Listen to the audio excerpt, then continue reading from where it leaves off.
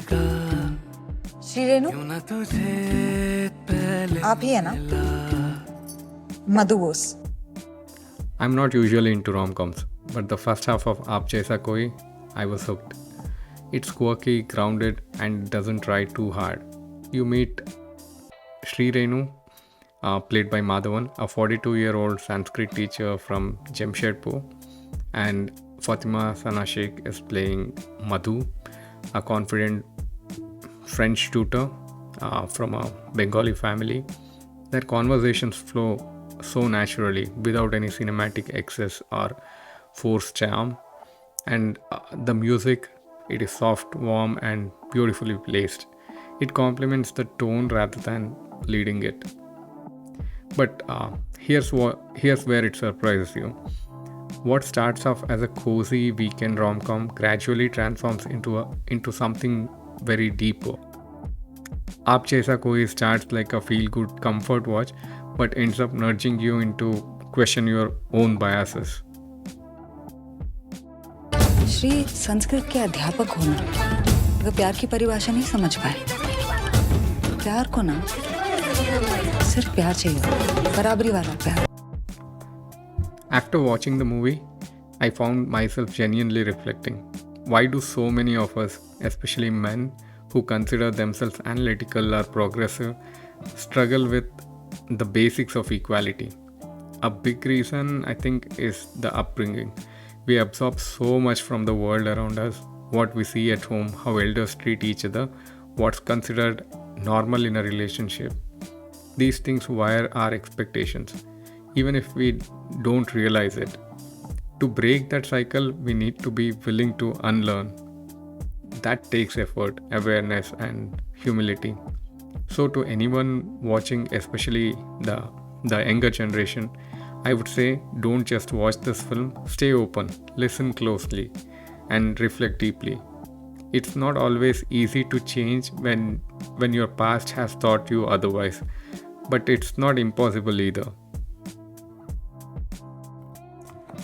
And none of this would have worked without the cast. Basically, R. Madhavan as Sri Renu brings such quiet dignity to the role.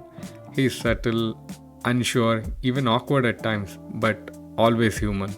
He never overplays it. You feel his hesitation and his restraint and eventually his shift as well.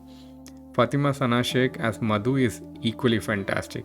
She balances warmth and clarity, never letting the character become a stereotype. There is complexity in her simplicity as well, and you get the sense that she knows exactly what she is doing in every single scene without ever making it feel scripted. And Manish Chaudhary adds texture in a limited role. He portrays the conventional patriarchal head kind of role so well. This isn't one of those films that tries too hard to be just politically correct. You know what I'm talking about. I watched Raki or Rani Ki Prem Katha, and that felt like a checkbox for me. They just want to check everything about the political correctness rather than focusing on first thing is making the story interesting or story relatable. This film isn't loud or it's not like performative. The first half especially is so real and unpretentious. It is almost refreshing. You feel like you are kind of eavesdropping on someone's real conversation rather than watching a film. That said, the second half isn't perfect as the film leans into its heavier themes, premarital relationships, sexual history, judgment. It becomes a bit more direct. At times it feels like it's delivering a lecture instead of staying rooted in its characters. The message is important, but the transition into it could have been smoother. The storytelling becomes slightly less immersive and more explanatory. Still, it's not bad, it's thoughtful, and it's trying to say something meaningful. So, is Aap Jaisa Koi a must watch? For me, yes. At least once. It might not be the kind of film you remember for years, but in the moment, it gives you something to sit with. A quiet nudge, a moment of reflection, a reminder that we still have a lot to learn from this seemingly smaller things, and sometimes that's all a film needs to do. If this resonated with you, drop a comment. I would love to hear your take. And if you are into grounded film breakdowns like this, hit subscribe. More coming your way soon.